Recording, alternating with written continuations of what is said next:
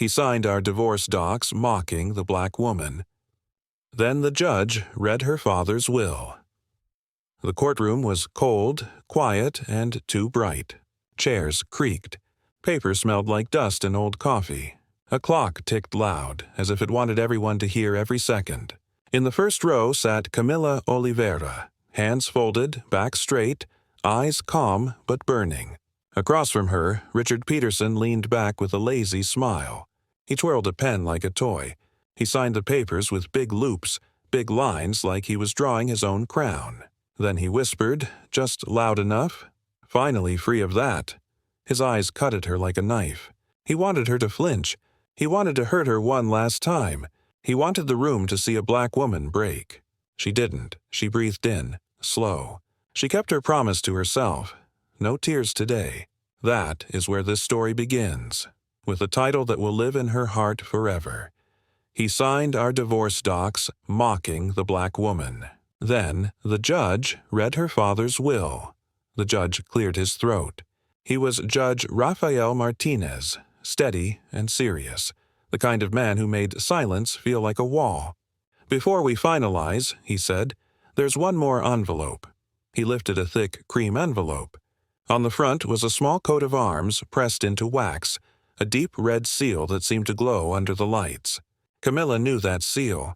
It was from her father, Dr. Roberto Oliveira. Her jaw tightened for a second.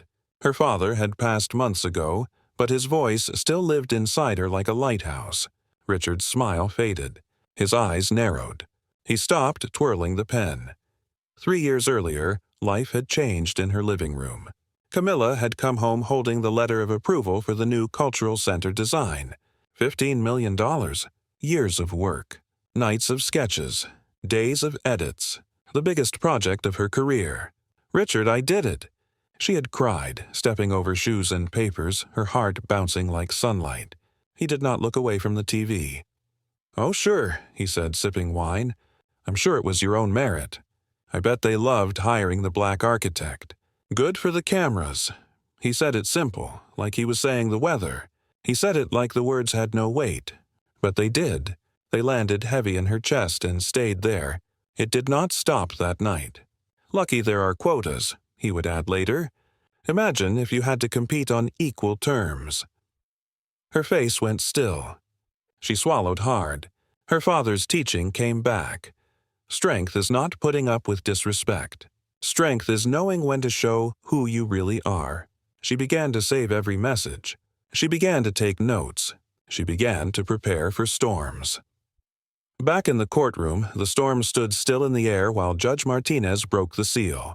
The wax cracked. The paper opened with a soft hiss. He lifted a letter written in a strong, neat hand. This is a section of Dr. Roberto Oliveira's will, the judge said. It bears on today's case.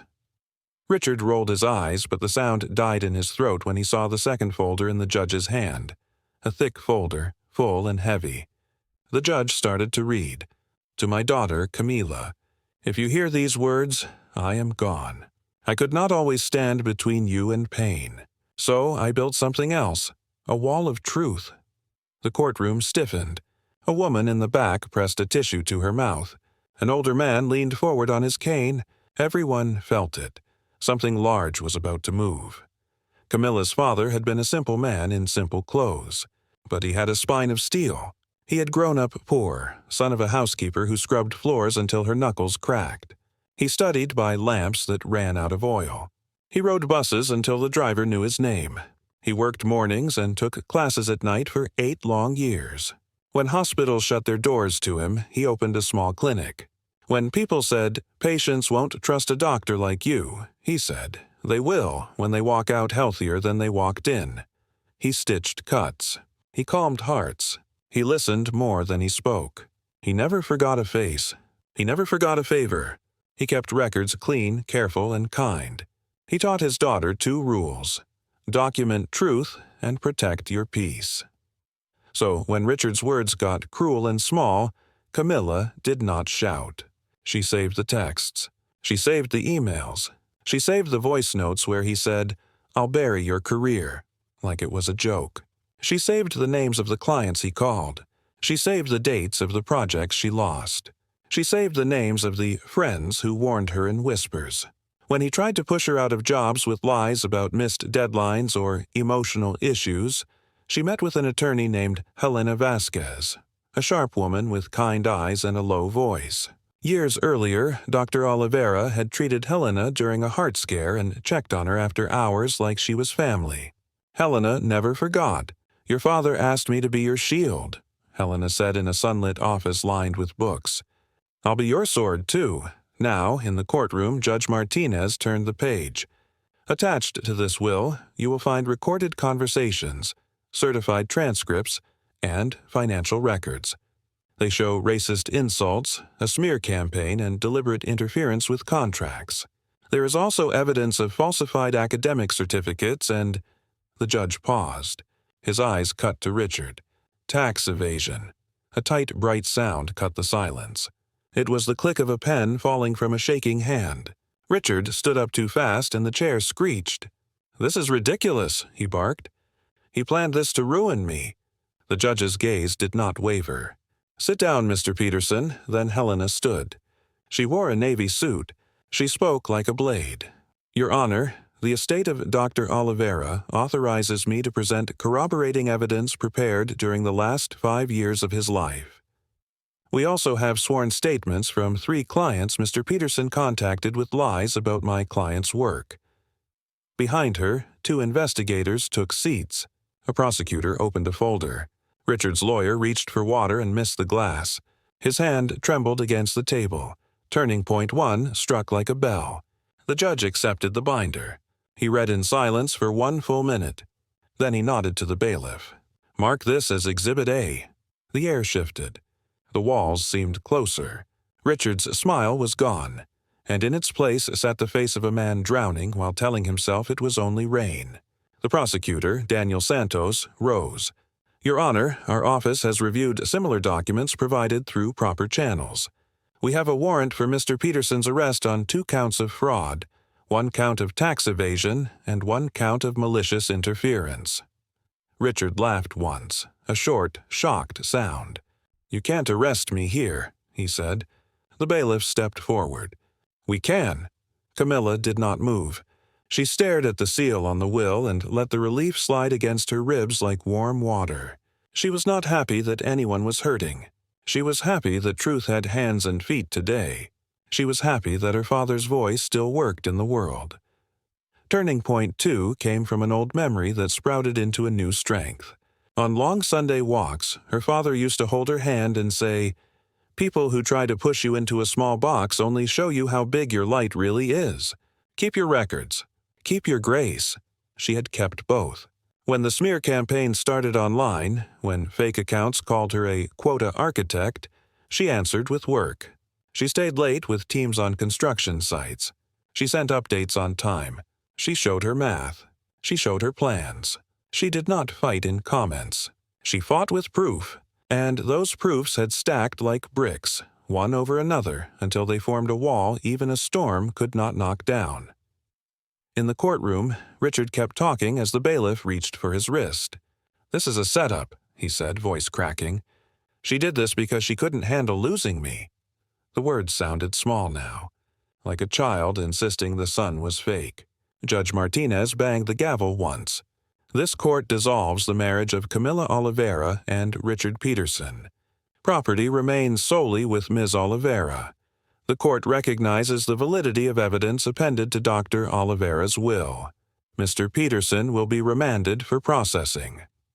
The gavel hit again, and the sound felt like a door closing on a fire. People exhaled. Some eyes shone. Helena placed a quiet hand on Camilla's shoulder. "You were brave," she whispered. "You didn't break." Camilla nodded. "We both know who taught me." Outside, cameras flashed. A reporter asked, "Do you have a statement?" Camilla kept it short. "Justice is honest work," she said. Today, justice worked. Then she walked away. She did not look back when they guided Richard to a car. The sky outside was wide and soft. The air smelled like rain even though no clouds showed.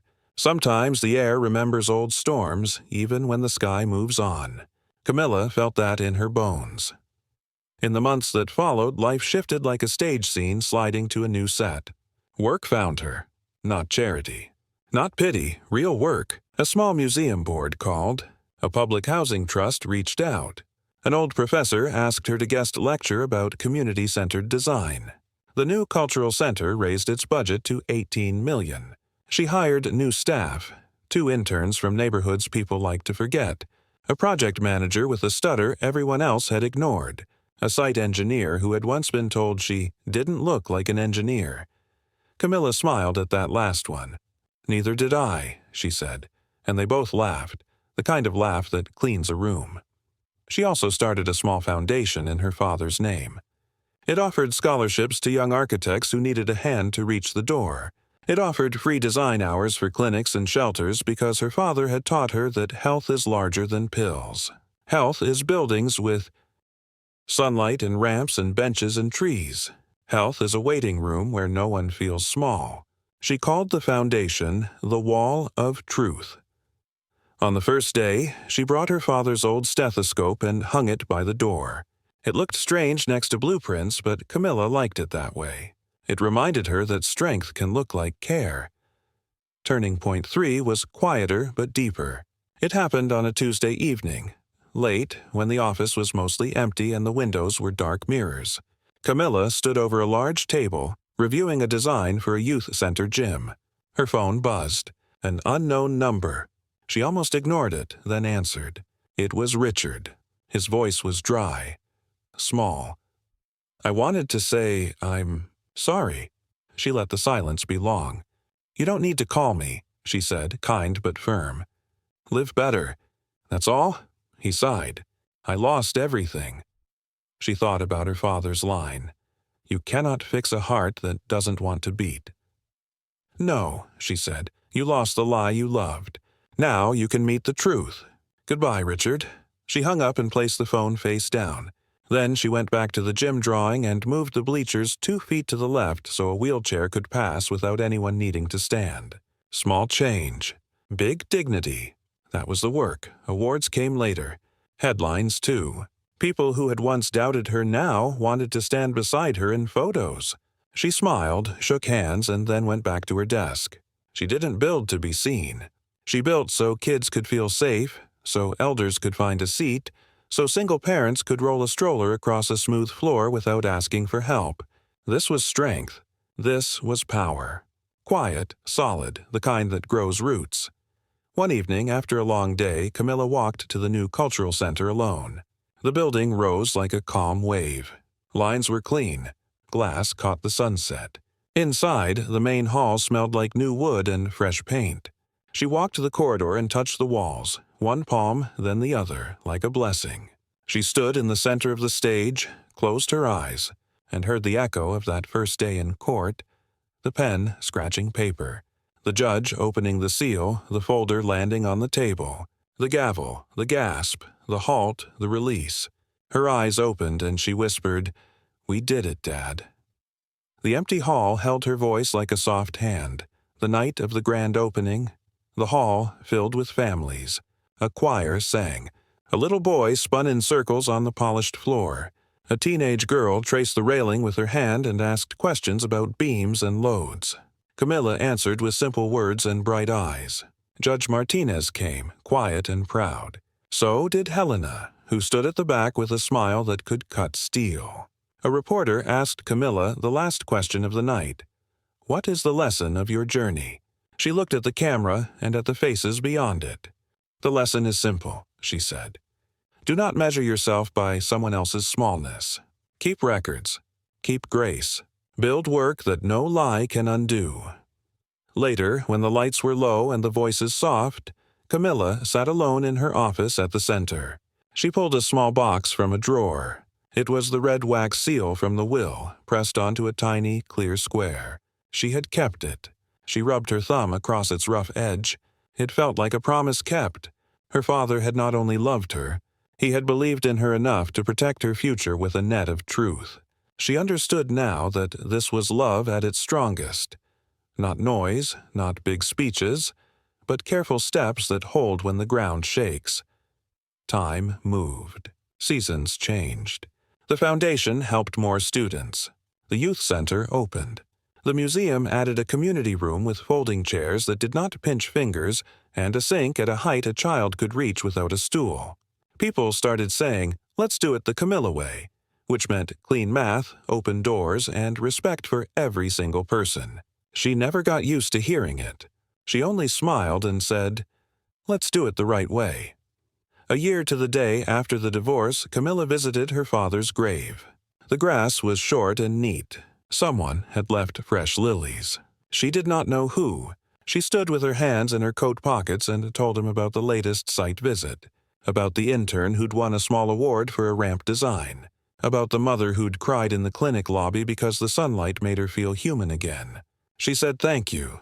She said she missed him. She said she was okay. As she turned to go, a breeze moved across the yard. It wasn't magic. It was only wind, but it felt like a nod. Camilla walked back to her car with a light step. On the way, her phone buzzed with a message from a student she mentored. "They told me I don't look like an architect. I told them you said, 'Make work so strong they can't ignore it.' I got the internship." Camilla laughed, warm and full, alone in the parking lot. "Good," she typed. "Now go build something kind." From that day on, when people asked how she survived the worst year of her life, she always said the same thing in simple words. "I kept my head. I kept my proof. I kept my heart." She never said Richard's name, not because she feared it, but because her story did not belong to him. It belonged to every nurse who stayed late to hold a hand, every janitor who knew the building better than the boss, every student who studied with one lamp that flickered, every person told they did not belong and chose to build a door instead of begging for a key. On a quiet morning, Camilla unlocked the cultural center early. The sun fell across the lobby like a golden ribbon. She opened the side door for an elder in a wheelchair and walked next to her, matching her pace. "This ramp is nice," the elder said, smiling. "It is," Camilla answered. "We measured it 3 times. They both laughed. Camilla did not know the elder's name yet, but she would. Names mattered. Details mattered. Truth mattered. The world would keep trying to rush and shout. She would keep building and listening. That evening, alone with her drafts and her father's stethoscope on the wall, she wrote one last line in her journal. The same journal where she had once saved cruel texts and pain. "We are bigger than insult. We are builders of the steady path." She closed the book. Outside, the city hummed. Inside, the air was still. Her heart was steady. This is how a cold courtroom turned into a warm hall. This is how a mocking laugh turned into a quiet victory that touches thousands one careful line at a time. This is how a daughter carried a father's will, not just on paper with a red seal, but in her hands, her steps, her choices. And this is where the title ends, the same way it began. Now fuller, now brighter, now true from start to finish. He signed our divorce docs mocking the black woman. Then the judge read her father's will.